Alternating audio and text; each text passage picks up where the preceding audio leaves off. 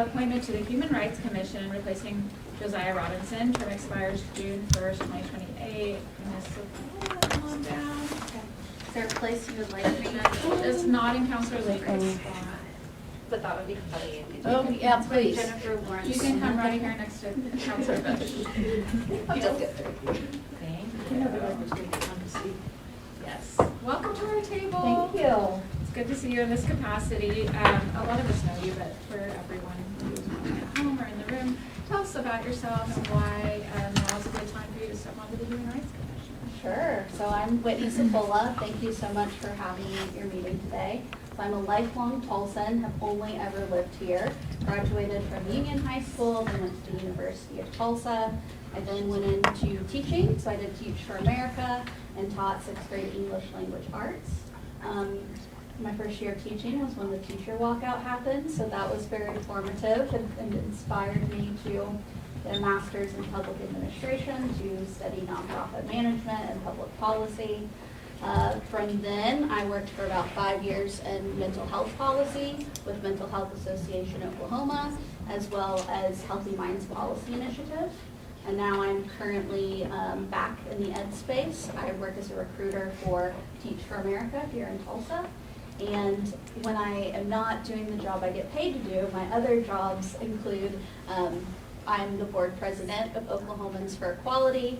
I chair the City of Tulsa's 2S LGBTQIA+ committee authorized under the Human Rights Commission. And I have served as the chair of Tulsa Young Professionals under the Tulsa Regional Chamber. So now's the right time. I've had a wonderful time working with Josiah and Counselor Bellis on this Human Rights Commission ordinance that's coming up for a vote again on September 10th.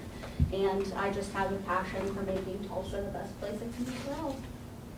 Wow, I don't know if people have questions after that. That was very thorough, and I'm thrilled that you can make time in your busy schedule to consider this appointment. Are there any questions or comments from the council? I just want to comment on how outstanding your qualifications. We are so fortunate to have you in this capacity. I really appreciate it. I look forward to working with you on the ordinance as well. Absolutely, thank you. Well, we will confirm your appointment on the 20th at 5 o'clock downstairs. You know where that is. We've seen you there before. You are welcome to come for that. And you know, upon the confirmation, we usually ask the new commissioners to step forward. So you'll be welcome to make comments then if you'd like. And you are not required to stay for the rest of this meeting, although it's quite packed and maybe worth staying for. So thanks for your time today. Thank you so much. Thank you. Without objection, we're going to move item 3 after item 9 as Ms. Miller is downstairs with the TMAPC right now. So that moves us to item 4, ordinance amending the fiscal year 2025-26 budget to transfer available appropriations of $4,026,700 between departments, projects, and account groups within the Walmart opioid settlement subfund. This is for opioid housing assistance and emergency shelter. And should I read the other one too, so we can have a comprehensive conversation? Item number 5, ordinance amending the fiscal year 2025-26 budget to transfer available appropriations of $340,000, $41,000 between departments and account groups within the Pandemic Relief Recovery Fund for housing assistance, emergency shelter, and Sister City Fountain. Jared. Afternoon, Council. Jared Moore from Budget. I'll do the meat and potatoes portion. That this is just the first one, moving the $4.026 million is within the opioid settlement fund, the Walmart settlement, and it is simply moving from one project to another one that is essentially the same, just a broader scope, so that the services that are expended to match up to what was agreed to with the project. The second one is within the Pandemic Relief Recovery Fund, and we just cleared out a lot of balances in completed projects and shifted it over towards this mirrored housing project, project that you'll see in the first budget action. And the details of what those services will entail, I'll pitch to Ms. Hall. Can I ask just a quick question about the Sister City Fountain, how that got stuffed into this? Oh, sorry, yes, no, thank you. Sorry, that was just a convenient budget action. You don't want to talk about No, that. you don't.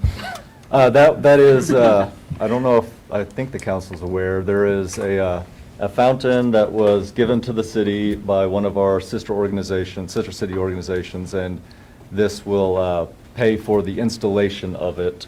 And I do apologize, I forget where we are installing it. Looking to, I can oh, fill in. thank you. Yeah.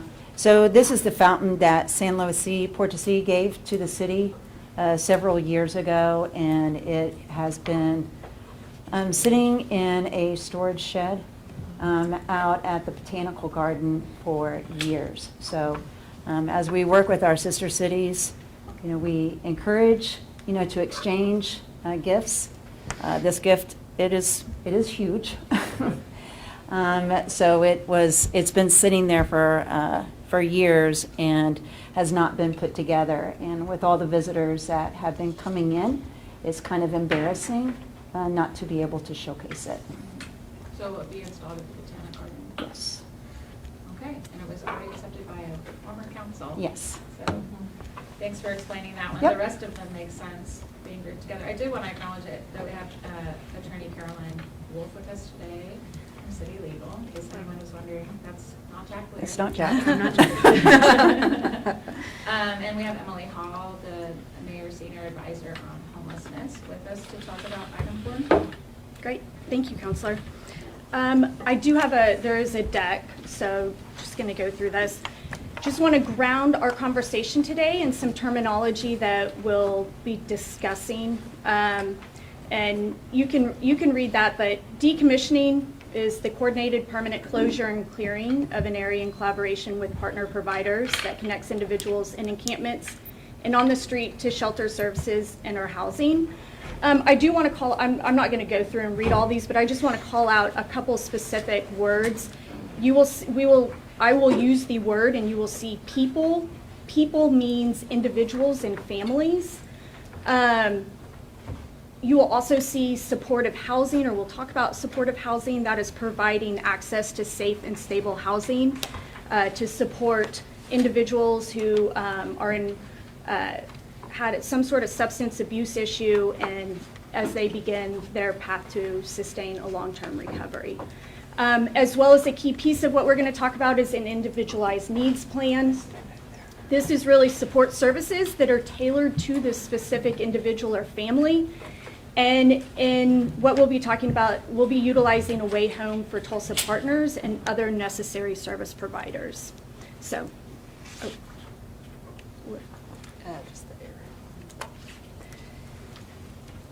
So decommissioning has been a topic of conversation and multiple recommendations over the course of the last couple years. This has included the 3H task force, Path to Home, our most recent mayor council retreat, and the mayor's priority to reaching functional zero homelessness by 2030. And as we discussed today, the reallocation of opioid dollars to use along with pandemic recovery fund dollars and ARPA dollars, we're going to discuss launching a rehousing and decommissioning strategy through an initiative called Safe Move Tulsa.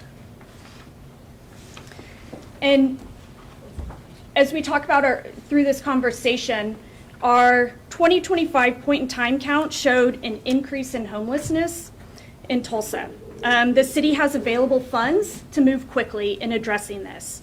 We can make immediate difference by beginning to rehouse some of our unhoused and sheltered community members. So I do want to point out, however, even with a shift in use of these opioid dollars from the residential care center to Safe Move Tulsa initiative, the residential care center or property will still play a very important role in all of this work.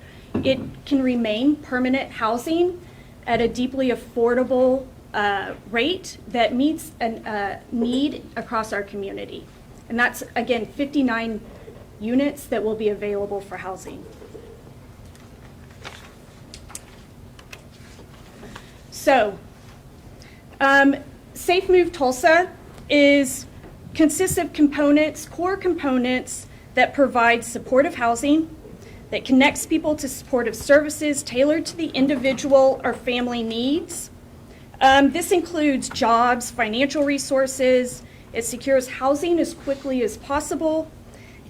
These individualized needs plans can include also financial literacy, healthcare, transportation, mental health, substance abuse services, along with housing assistance, support from family and friends, and education support, just to name a few. Again, the key piece is that these are individualized plans based on the need of the individual and family. And what this shows is what this would look like. An individual or family is identified through service providers within our continuum of care, Way Home for Tulsa. An individual needs plan is created, housing is identified. As they move through this process, there's benchmarks in place, and the goal is within a 12-month period of time, they are able to maintain rent. Now, knowing that maybe some wraparound support services continue after that, but within a 12-month period of time, they're able to maintain rent.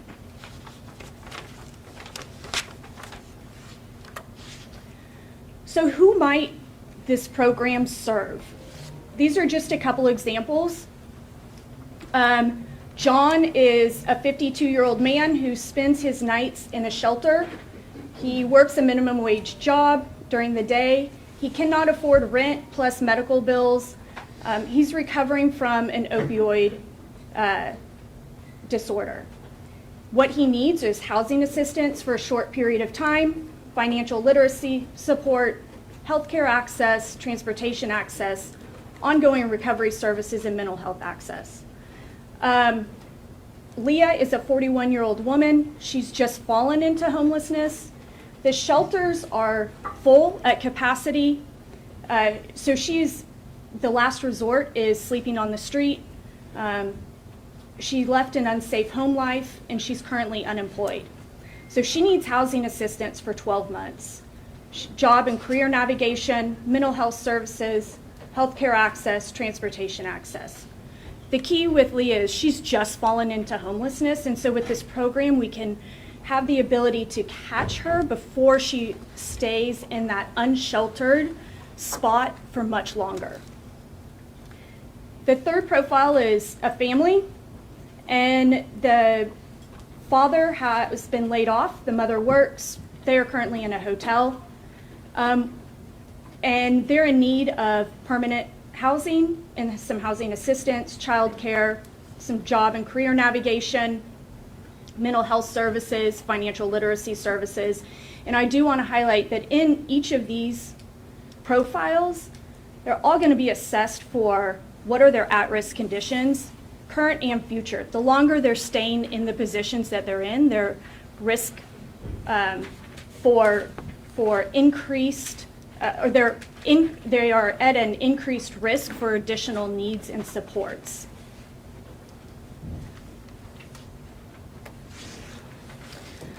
So, rehousing initiatives like Safe Move Tulsa are based off national best practices.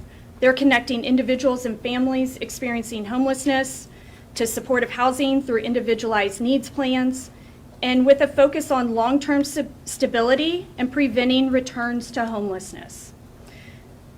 This is a $6 million investment, again, reallocating what we're currently talking about, opioid dollars, along with the Pandemic Relief Recovery Fund dollars and ARPA dollars to rehouse approximately 300 people, which includes both individuals and families.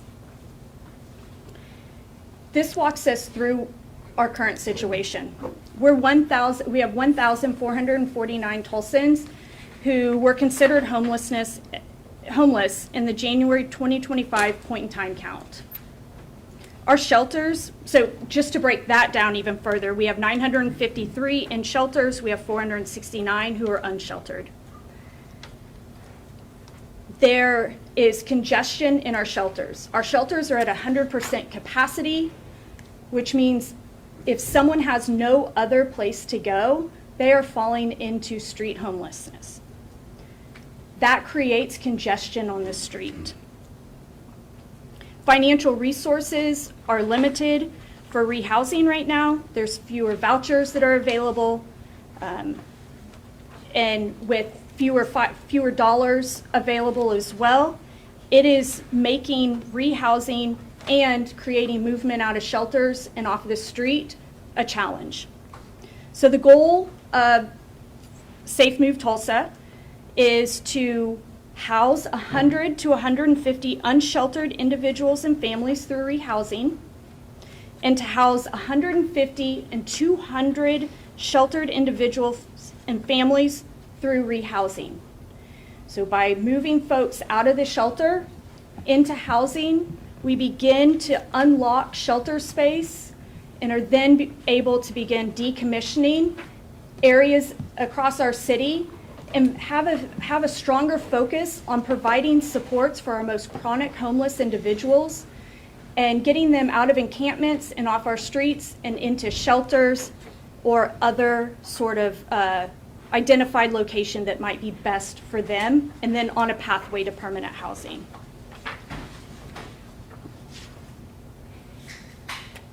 So I just want to finish with, we have several of our service providers, members of Away Home for Tulsa in the room, and they are doing this work that we're talking about now. But what we have the ability to do is to only make their work much more impactful and to quickly house more folks. I'm going to pass around, this is a letter from some of our service providers. So I will just pass that around.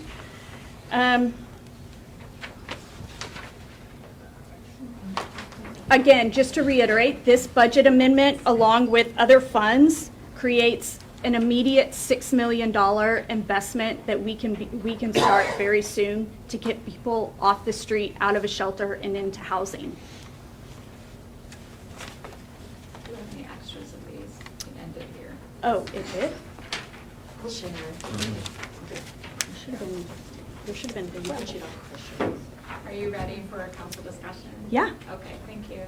There are more copies of that. Sorry about So, thank you for the presentation. Just full disclosure, Counselor Lakin, Gilbert, Ellis, and I received this presentation last week in our working group. So I'm sure we have more questions, but I also want to acknowledge that we have colleagues who are seeing this for the first time. So are there any questions or comments from those of you that didn't get a chance last week? Counselor Lakin. So I'm wondering about the infrastructure aspect of it.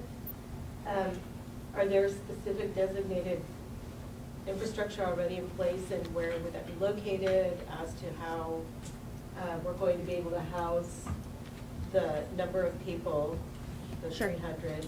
And then would the priority be for those in the shelters first, and what would the criteria be for that? Would they first, the priorities be families, working families? And then would it shift to females? I'm just wondering what that looks like going forward. And I know that we had mentioned people with vehicles. People with vehicles, I mean, do they even have the capacity to pay the insurance and have their tags? I'm just trying to think of all the aspects that people that are unsheltered would face that may be living out of, let's say, the day center or Salvation Army. So if I'm going to go back to question one, but if I forget as we go along, just remind me. So the infrastructure, what we're looking at are scattered available sites. These are just apartment units across our city. And we do know that we have enough units available to meet this goal. It's not building infrastructure. There's no component like that. It is scattered sites that are available. And our partners from Away Home for Tulsa Housing Solutions works closely with keeping and identifying those locations. Would those be parsed out through the city? Those sites are all across, they're scattered, so it could mean maybe there's 2 or 3 in one location at a apartment, maybe 1 or 2 in another location. They're scattered. And what's the order? The Shelters first.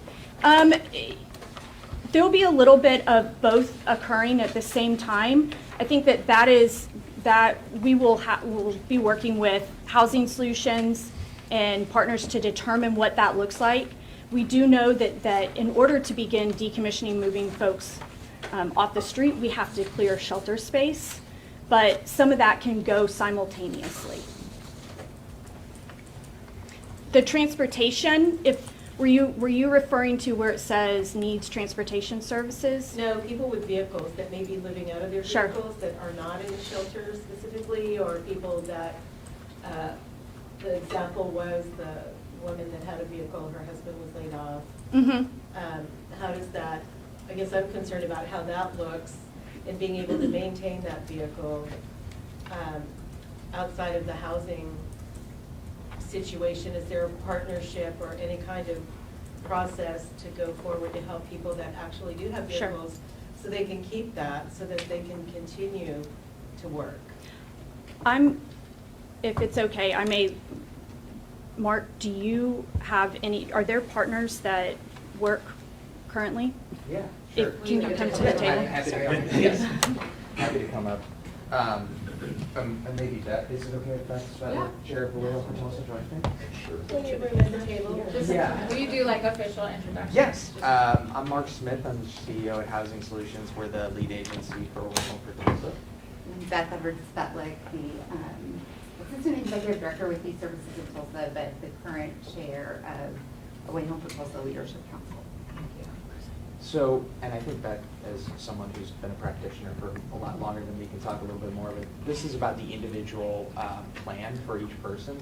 So having the ability to address whatever their individual needs. So a person who has a vehicle, part of the challenge in order to get back into housing may be they may need to have some small repair, or it may be that they just can't afford the first month's rent and security deposit to move back into housing, but their vehicle is functioning, they're still doing the work. So part of what partner providers will do, will work with the individuals who we have identified with short-term assistance can be sustainable. And we already have an active list of about 1,200 people that are waiting for short-term assistance to housing. And then the individual caseworker will build that plan and what supports are needed to help them. So that can be identifying a unit. For some folks, it may be, repairing a relationship, roommates, family members. That's the most sustainable option for them long-term as opposed to moving in a unit. But it's going to be individualized, it's going to be client-driven, and it's going to be all options on the table. So, And I think you've identified a need that comes up frequently is a gap in being able to, if you have a car that's really awesome and helpful in the city of Tulsa, but helping to pay for things like repairs or something on that car can be challenging. So there are service providers, partners within Away Home for Tulsa that do have some car repair services. Cafeterias is one of those partners. But then also, typically what we will build in as far as, some flexible funds to help fill those gaps that, maybe aren't typical or, are creating a barrier for those families to be sustainable and live in that permanent housing. One of the challenges with some other funds is there's limitations on what those flexibilities could be. I would say probably an opportunity with this might be to build in some of those things that are gaps in other funding sources. Obviously it can be unlimited, but sometimes, building in like, a max of $200 that could go towards car repairs or bus passes or, some other transportation need. I know for us at Youth Services of Tulsa, a lot of times that looks like purchasing a bicycle that helps get a young person back and forth to work or something like that. So I think that's how we would ideally do that, and the beauty of kind of, developing a program like this with some city dollars, maybe being able to really build in some flexibilities to individualize that to each person. Yeah, so I'm concerned, I guess, the insurance aspect of it, because you can't get your tags without insurance. And so I think that's a huge hindrance when you're trying to go forward. And at minimum wage, instead of, 25 an hour, they're gonna have to work 3 weeks to avoid, to afford a premium. And so I think that aspect needs to be baked in to that assistance so that they can maintain the tag, maintain their insurance, and still be contributing members Sure. in the community. I think what this is focusing, like if we can take care of, hey, we're gonna help supplement rent, we're gonna get you in, and we're gonna take care of that piece, then they can use their income for things like, okay, then I can get ahead, I can look into that, and get that going, because this part's taken care of. And then, then I can get to work, and get a paycheck that's, coming regularly and be able to kind of then sustain. That's part of what the Financial Literacy Empowerment Center does, is help people strategize how to maximize their resources. I have Counselor Archie, I think next. Sure. Thank you for this. Let's go first. And then Thank you. A few questions. One for Director Hall. You talked about the residential care center being kind of transitioning the mission from transitional housing to affordable housing now? Is that more of what? Well, it's currently zoned for permanent for housing in general, and the developer has to utilize it for deeply affordable units that fits and fills a need that we have across our city. So it provides housing resources. We are actually getting the ability to house people as well as utilize it for permanent housing now. Right. So I'm just imagining that space in North Tulsa, people just living there, subsidized rent, but living there, they'll kind of be there forever home if they desire to be there. Yeah, Okay. it is. They are individual units within that facility. Okay. And the six. Just like apartments, individual apartments inside that facility. So money's been taken away from that, potentially for this. How is that project going to be, like what's the status of that project then? Like the timeline or anything like that? Of the residential care center? Uh-huh. That project, as it has been identified as a transitional living center, Yeah. would not be a transitional living center anymore because dollars would be utilized for this. It would still be, the developer is still on a path to finish completion of the housing unit, and then it would become available for just regular permanent housing. Okay. That's helpful. I was reading through some of the background. It says that, it says funds shall be used for, but are not limited to, moving costs, paying utilities, clearing arrears, which I'm assuming like maybe back when, groceries and case management. It says not limited to. And maybe you talked about like car repairs, but like who in Away Home for Tulsa gets the discretion as to decide how this money is used? Like remember last week we talked about, I think Councilor Gilbert was talking about who gets to make the decision when we talk about our animal services, who in the organization gets to make the decision about when money is spent or when discounts are getting given? Who gets to make that discretion? Yeah, please. Yeah, I'll jump in and answer that. So that is part of what we would do through a contracting phase. We haven't gotten there yet. This is just step one in introducing this conversation. But the city would work with in the next step of whatever that looks like, but as those contracts are initiated. We have state statutes that put big bumper rails on what municipal dollars can go for, so. And also, There's not even a ton of discretion just in the administration, like we still have to check against the state allowances for municipal dollars. oh, good. No, it's good, because people will ask, it's a lot of money, so how do we use it to the best of our ability to maximize it? If it goes through. I am looking, this was uploaded last minute, so I do not have it in my document.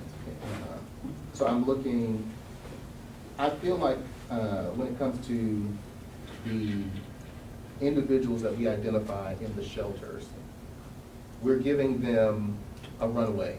You come out of the shelter, we find you employment or give you services, and then subsidize you for 6 months or a year. And then the desire is, after that year, you can be self-sustaining, and you're out of sort of the orbit of these resources. Am I hearing that correctly? Okay. Yes, what we're talking about is they're able to maintain rent on their own at month 12. Some individuals at month 3 may be able to maintain rent. We do know that some of those service providers will continue working with individuals after the 12 months. And I'm sure that you can speak to that. You may have some folks who see their, Family and Children's is here, see their mental health service provider for many years after they're self-sustainable. So that's part of that individualized plan into being able to maintain rent. Okay. There's a great amount of variability we see in these types of programs. For some folks, it's I am working, is the example there, I have income, but if average rent in Tulsa is about $1,000, most people need between $2,000 to $3,000 up front with first month's rent, security, deposit, utilities. But that $2,500 is the only barrier for someone. For other folks, it's going to be employment, mental health, substance abuse, getting kids enrolled in school. And so just having the ability to create that plan of what they need, but the goal will be that at 12 months, people will be sustainable on their own. And that 12 months is tied to some pretty extensive evidence-based practice of a good middle ground of when people can typically become sustainable. Counselor Bush or Counselor Bangle, I wanted to put you guys at the front of the line if you have questions, otherwise. I do. Okay. Counselor Bangle. Yeah, so I'm not against the use of discretionary funding in these needs. One of the questions that I have is, are there any administrative costs associated to these funds? And what does that percentage look like?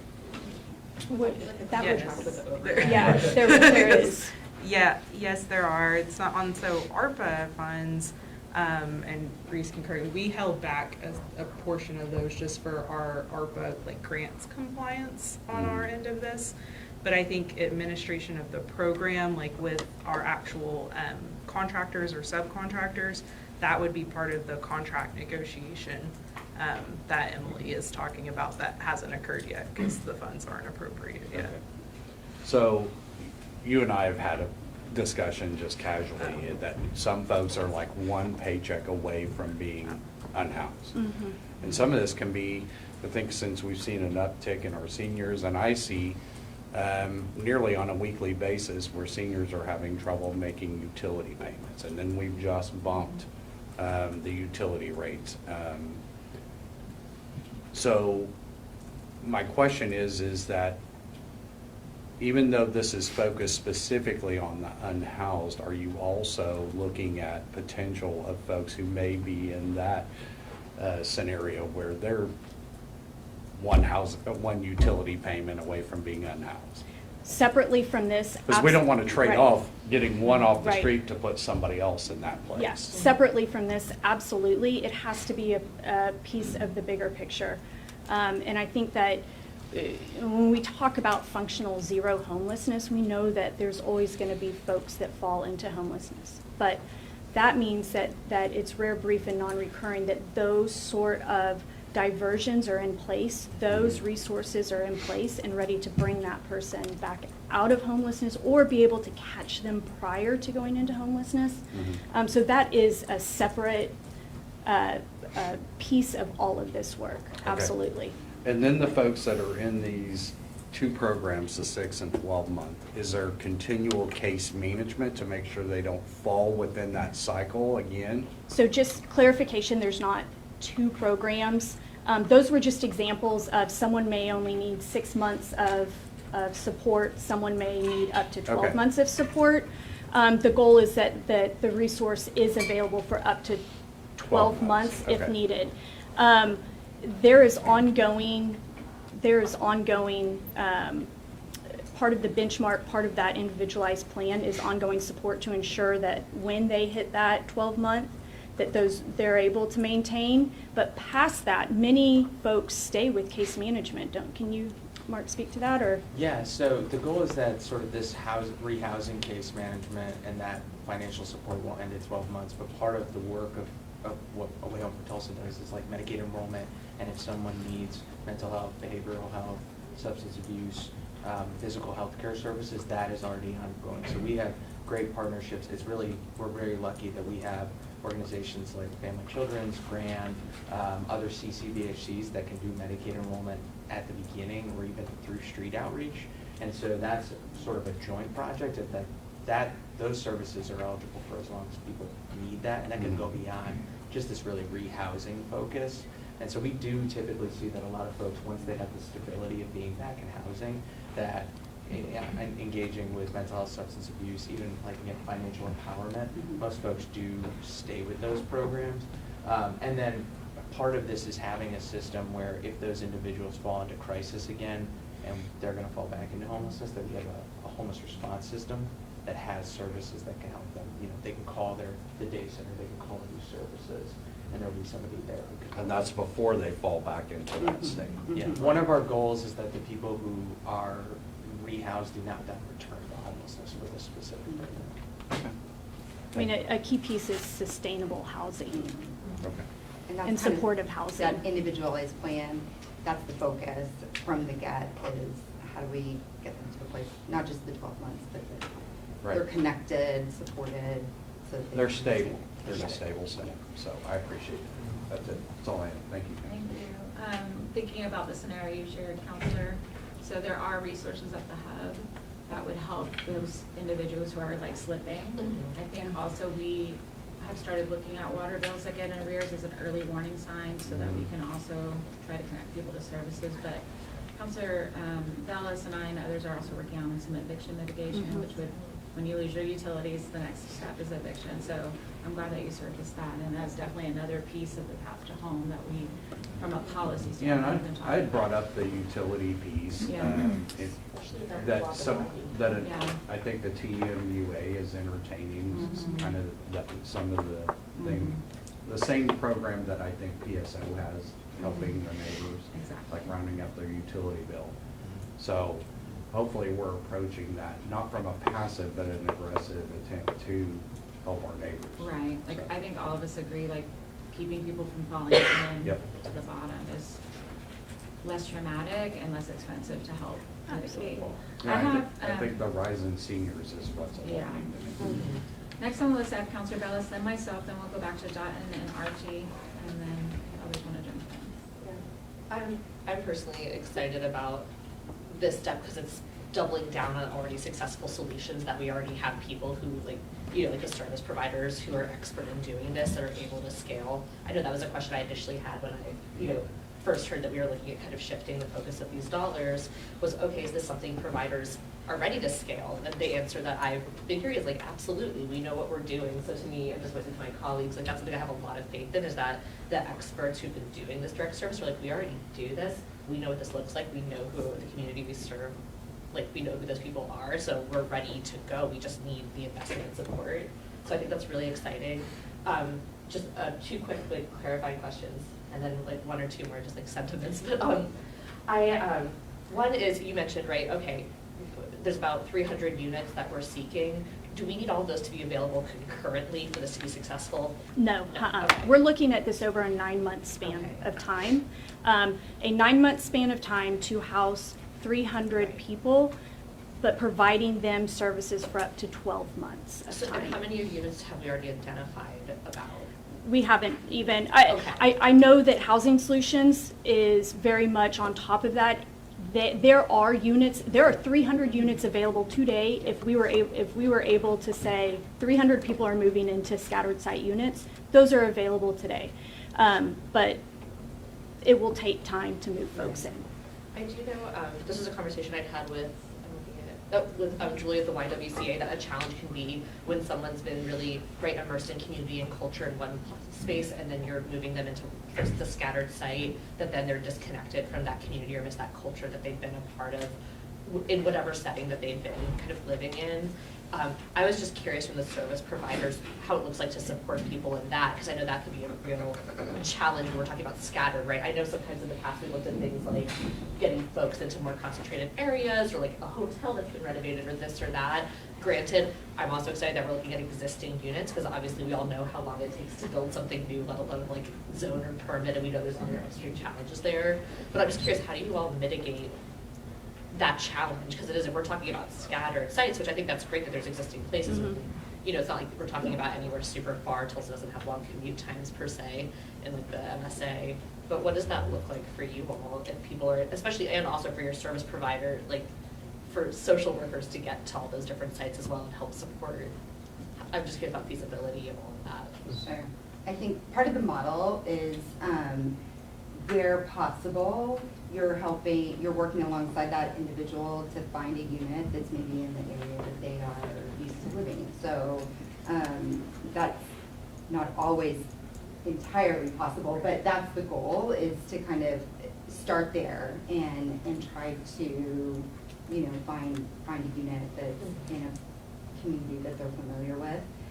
But also that's part of that individualized needs plan, is identifying who is your natural support system, what is community for you, and how can we ensure that we're putting things in place to maintain that community. Another big part of it is, for some, they don't have something identified as community, and that is a key piece of sustainability, and maintaining housing is an identified community.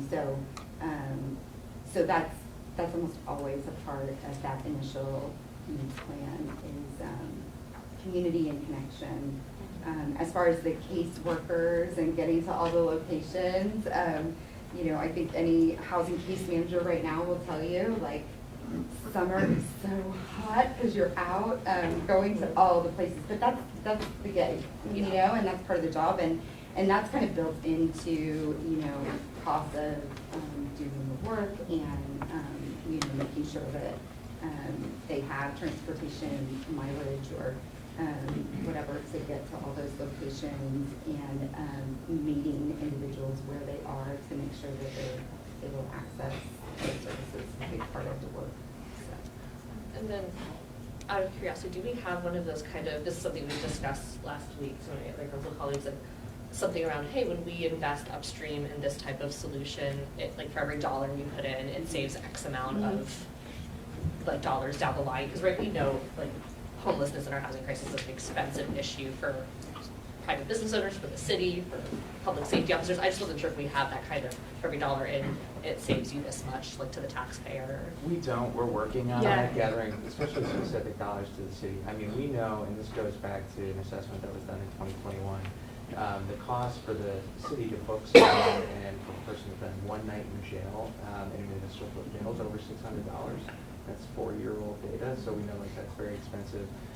Our average cost, and it depends on shelter and services, can be about $88 a night for a bed. So I mean, when we look at average cost to house somebody for 12 months versus cost of shelter, cost of, if there's justice involvement, especially for minor offenses like trespassing or, you know, setting up an abode, and then not to mention public sanitation costs, because people don't have the space to clean up after themselves, express good hygiene.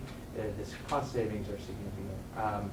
So I would love to work with different city finance to look at some of that, but we know just when we look at justice involvement and like emergency shelter bed, getting people housed and sustainable is much more cost effective. And then of course the benefits to the economy of having people into the workforce, children being able to regularly go to school and how we see positive impact on educational attainment. So a lot of stuff. I just want to voice to my council colleagues related to this as a solution, because I know, like, I think this is something we can actually concretely deliver on because there's already that legacy of work. And it's something where we can build up good community will to actually get, you know, future investment from like public-private sector, et cetera, by, you know, it's like us investing in something that we know can be successful and make a meaningful difference pretty tangibly. I've just been thinking a lot about, my career's been working in public education and public health, and you see a lot of both over-admiring a problem and then not taking a next step, or looking for that next shiny solution when there's already something that works that's sitting there, and you don't have the attention span to just double down on something successful. So I just hope we can all like double down on something successful together. Of course, I hope we can figure out a cadence of kind of getting that, hey, this is what this looks like. I know you all may have to make pivots and adjustments to the service provider community, acknowledging that I don't know what % of these dollars it looks like for case managers versus direct like payments for rent, or I think that's like a formula that I'd be really curious about, and I'm sure we all are, to better understand. So I don't know if we can make sure there's like a cadence of once the contracts are in place, a certain kind of reporting back, both of literal people served, but also of that kind of % of like this % of dollars ended up hiring this many people to provide the case management versus this % of the dollars help with arrears versus help with rental assistance payments, or I think that'd be really great. And Counselor, cities like Dallas and Houston are doing this sort of work right now, and seeing great success of rehousing folks with an individualized plan. I have some questions. Number one, previously allocated opioid housing assistance, where was it previously allocated? I understand that where the ARPA dollars were. Residential care. The residential care center? facility. To the residential care center, okay. So I just want to say something about those 59 units, because I was in the town hall meeting where we promised the neighbors that the wraparound services portion of that was a big component. And so I really do want to level set that yes, 59 affordable units will be there, but they will not have the transportation, the casework, and all those things that we were talking to the residents about during the zoning. And Councilor Hall Harper couldn't be here, but she and I were in that meeting along with Sarah Davis, Travis Holes, Daniel was obviously there. And so, yes, there'll be affordable units, but it's pretty isolated. There's not a lot of services, there's not a lot of public transportation, there's not a grocery store, and so I just really want to like name that. Going back to what Councilor Archie was talking about. These are one-time funds, so it's kind of a pilot program to see how it goes. Is there any plans now of like how we reinfuse the dollars, or we're not there yet? We're not there yet. These are one-time dollars, and we hope that as we get going that we'll have additional dollars to be able to continue housing more folks. Counselor, if you, just to the residential care center and the support services as it moves forward, just regular housing. Actually, I've been engaging a Way Home for Tulsa and the property owner on what it would look like to continue on in a different fashion and being able to have some support services for whomever may move into their center. That's new information, thank you. The financial literacy piece, so we're talking about 300 households. Are these budgeted for in the current FEC budget? Because we had those folks in front of us not too long ago during the budget talks about what their capacities were. Or is the financial literacy piece not through the FEC for these clients? They're through Way Home for Tulsa partners, and it could potentially even be through that, but right now we're looking at a Way Home for Tulsa partners. Okay. Let's talk about the inventory. It's a surprise to me. I'm probably one of the people at this table that has been really focused on housing and homelessness, at least since 2018. More than most that sit up here, I dare say. And I've been told for years that we're at 97% capacity. We don't have enough units, so it's very surprising to hear that right now we have 300 units open and ready as long as we get first class and deposit. What has changed? Yeah, so I can talk a little bit about that. And 300 units like today, and that would be pretty hard to find. 300 units over 9 months, I think, is more doable. We have seen, and quite frankly, I think this might be short term, and so we may have a limited window of opportunity here, but with higher interest rates, economic uncertainty, that occupancy rates have slightly declined in Tulsa over the last year. Now, the housing market can shift, right? And interest rates could drop. That could open up a lot more people who are going from living with roommates to living on their own, or people who are buying homes. But we have seen a slight softening in occupancy rates over the last couple of months. The challenge that still remains is that in order to rent an apartment right now, the average effective rent across the Tulsa metro area has still, the cost has increased by 40% since the end of 2018. So to rent an apartment, just an average apartment in Tulsa was a little over $700 at the end of 2018. Now it's over between $1,030 and $1,040 a month. And just, we haven't seen people's income. So the need for additional units and additional affordable units is still incredibly dire. But when we're talking about finding units for 300 people over a 9-month period, it's just not the same that it was 2 years ago. And we're talking about like a smidgen of space in a very large market. In terms of addressing our broader affordability challenges, there's still significant need there. Thank you. The last two questions center on childcare and pet-friendly placements, because we know those are areas. You talked about the scenario with the family and they need childcare. We're in a childcare desert, and so what does that look like? Do we have a Way Home for Tulsa partners or somebody that's coming on with more childcare availability? So that's something that we would work with the Way Home for Tulsa. But when talk about other resources out there, have to look beyond. And it's going to really depend on what exactly childcare means to that family. Okay. And then for pet-friendly units? Yeah. Gotta find them. That's it. And we do find them. They are family. They are out there. We just have to go and find them and make them work. And again, this is part of where we may not find the ideal or the perfect for an individual. Someone may have to choose between like living in their ideal neighborhood or unit versus like a unit that will work with their pets. It's the decision that we all have to make. But there are some that are available. And is there anyone in the city or in the nonprofit space that's specifically going out to property owners negotiating these needs? Because I think we had a little bit of that going on, and we were going to hire like somebody to do that. I don't know if that actually ever happened. Yeah, so actually we're exploring what master leasing might look like. I know that there's some organizations like Day Center that are already engaging in master lease agreements, and that's been very successful for other cities. And so we're definitely looking at how that would impact this work. I would say to our colleagues who are looking at how to help appropriate the $75 million, if we know that we need units that have childcare near or in, if we know that there's pet-friendly housing needs, like we should incentivize that with the public dollars that we've already, said that we want to use to grow the inventory. So I would just throw that out there, and maybe, I know Councilor Bellis is kind of taking the lead on the childcare issue, but maybe even our economic development incentives, if there's a company that's coming that wants to have on-site childcare, things like that. I think we should use that because we know the needs are there. My concern has always been in our desire to solve this problem, which I think we're all desperately wanting to do. We sometimes focus on the numbers and not the people, so I'm very glad for these scenarios. I don't know if they were like actual real scenarios or whatever, but I think the more we can humanize who our neighbors are that are going through this, even the ones that are trying to not fall into homelessness, right? We certainly hear from them as constituents. I just hope that we also don't get too rose-colored glasses about the units available. I think there's a lot of one-bedrooms and studios. That's not gonna help the family. And we just need to be real about set realistic expectations. This will be a huge leap forward. I think we hear that.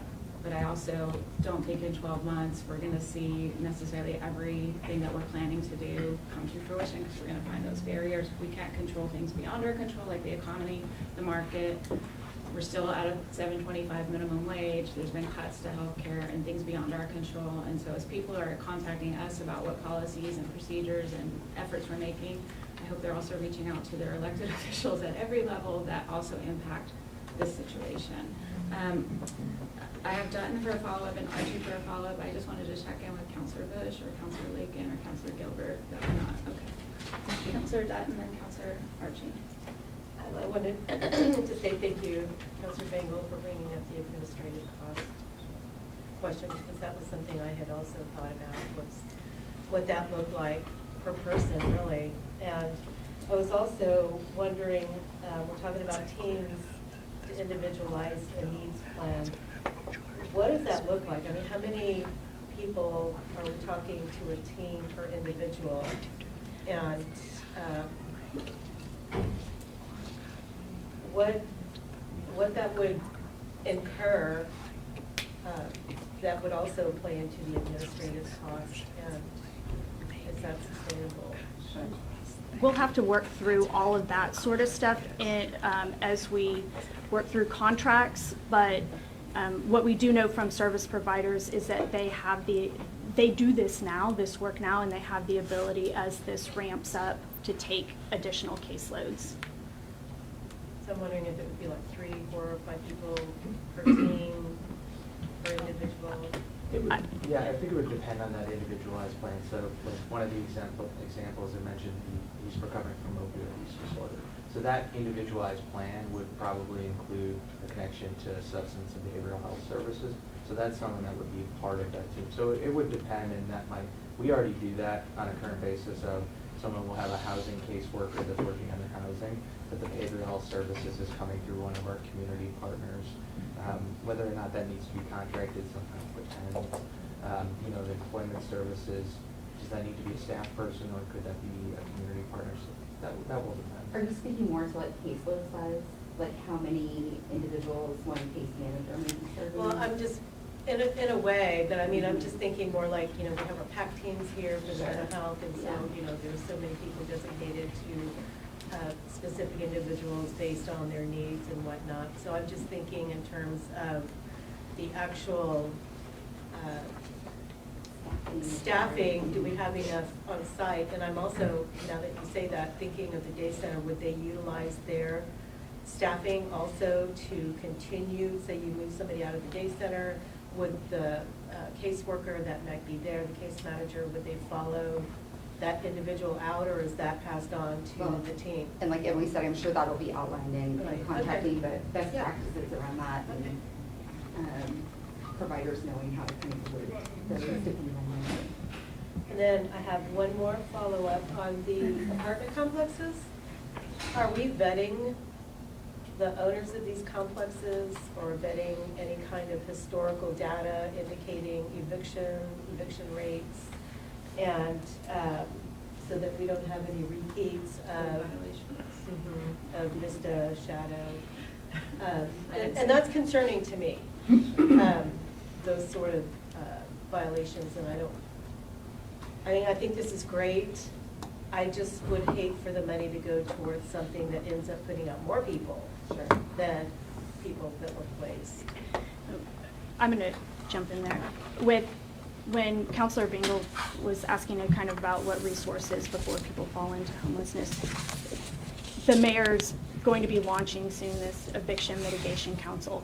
And part of that work is bringing landlords to the table, as well as part of this work is, and I believe that Housing Solutions already has a navigation team that is working very closely with landlords.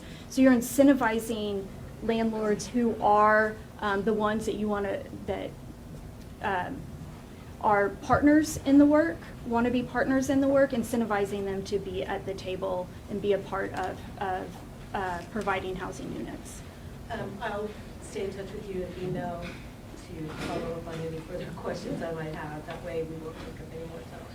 It's okay, I mean, this is the time we have. So, Councilor Archie, I do want to say, if we approve these dollars, obviously it'll be an RFP process. I think there's some counselors who have less experience or just have not had to go through that. So I think if we need to revisit the criteria, we can. And I also did want to say, we don't vote on this. Second reading is the 20th. There's no emergency clause.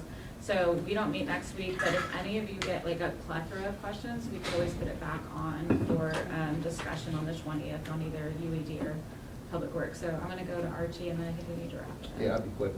So the initiative goal is 150 that are currently on the street into shelters, 200 that are in shelters into solid housing. So if the goal is 150, do you go after twice that many or three? I mean, of course, 100% of the folks that we go after are not going to, stay with us. Or is it that you are trying to identify the top, who in our system that we make contact with is the most likely to succeed? Let's focus our energy on those folks and try to shepherd them through the process, understanding that you may have a 20 or 30% attrition rate. How are you all kind of looking at that? So just what we're looking at the goals, that's why there's a range of between 150 to 200 folks out of the shelter, and 100 to 150 off of the street straight into housing. And what there will be characteristics of who will be able to be, rehoused. And what that does then is for those that are more chronically homeless that need longer term supports, there will be shelter space that will open up, and our providers can provide more support, intentional support, and get those folks off of the street and into shelter or whatever the next step might be on to a path to permanent housing. There are certain, at the end of the day, folks have to be able to maintain rent within a 12-month period. And so that's going to be a key piece of who is going to be ready to move. And then finally, this, we don't have to discuss it now, but I'm curious what our police and fire and IMSA, maybe some of their feedback as they review the initiative as well. I mean, we don't have to talk about it now, but they're on the front lines as well, dealing with these challenges. So definitely want to collaborate more with our heroes. They are part of the team, and actually Chief Wilmerhauser is in many conversations about how do we bring public safety as well as Commissioner Roberts into this work. I think we have to move on from here. Obviously, a lot of interest in the room and at the table. Not every colleague here has had the time to do the deep dive, so I would encourage you that have questions, get your aides to set up some meetings. If we need to put it back on the agenda, just make sure that you do the request to Lori and Sarah by the 14th, noon on the 14th, and then we can put it back on if we need to. The vote will be on the 20th. That will be second reading, and we will take public comment. And obviously, you can always contact us by email or however you reach out to your counselor. Thank you to Emily and to Jared and to the partners and everyone here. I did just want to emphasize something that Counselor Bella said. The 150 to 200 is additive to what all these folks are doing every day right now. And it's to get us closer to getting these 1,500 individuals moved through. And as Emily said, there probably always will be a circumstance that causes someone to slip through, but once we get them every part of the continuum moving better, it's, rare, brief, and non-recurring. So that is the goal, and I know you all have been asking for a long time for us to kind of step on the gas a little bit, so I'm glad that we have put our heads together to look at the dollars we do have for today and go. I'm a little bit questioning why we don't have the emergency clause, but That would actually be my question. Budget amendments don't need emergency clauses To because go they into go effect into sooner. effect as Okay. soon as the mayor signs it. okay, So. thank you for that. All right, that's items number 4.